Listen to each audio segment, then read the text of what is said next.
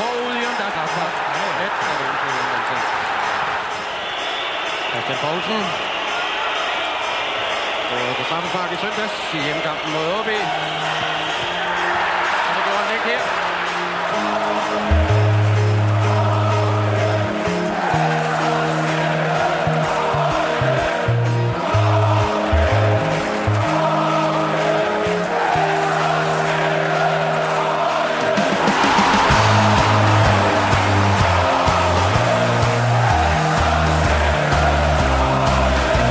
Det er en meget intens kamp. Vi kommer meget skidt fra starten, men får at kæmpe os meget flot ind i kampen igen. Hvor ser du ellers problemerne?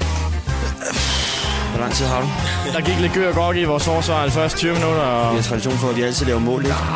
Vi skal slå Viborg, og vi skal også specielt vinde, når vi kommer på det, der har en mand i overtaget, ikke? Så. Vi er helt til vidste, det var kun et spørgsmål om tid, før vi kom i gang. Hvad med målet, som du kom ind og score? Ja, det var altid dejligt at komme ind og score, altså. Så afgørende mål, det er jo heller ikke så skidt endda. Hvad med faktisk opbakning til dig? Ja, det er specielt. Selvfølgelig er det specielt, når man selv har stået der. Det må vi tage hatten af, og det er jo et forbillede for alle os andre klubber, hvad Brøndby har gjort på fansby.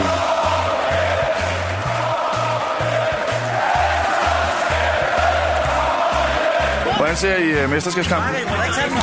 Den er lige så spændende, som den hele tiden har været. Ja, der blev gået godt til den. Det er jo klart, det spidser lidt til nu her i Superligaen, hvor vi kæmper for hele mesterskabet, så det er klart, det bliver gået til. Jamen, når man vinder 5-0, så synes jeg, det er en god kamp. Jeg håber også, at tilskuerne fik set, at vi stadig har planer om at vinde mesterskabet. Det gik jo meget.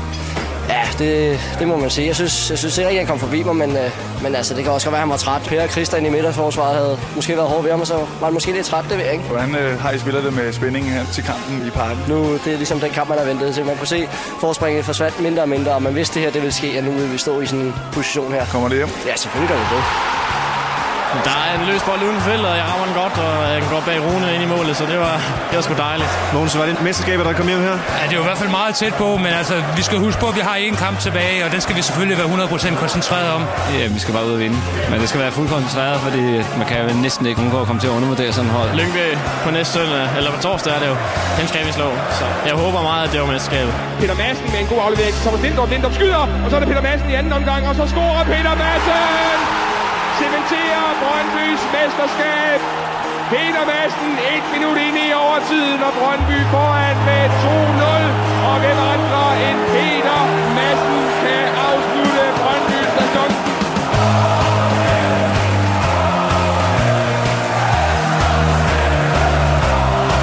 Og så er det slut. Brøndby er danske mestre 2002.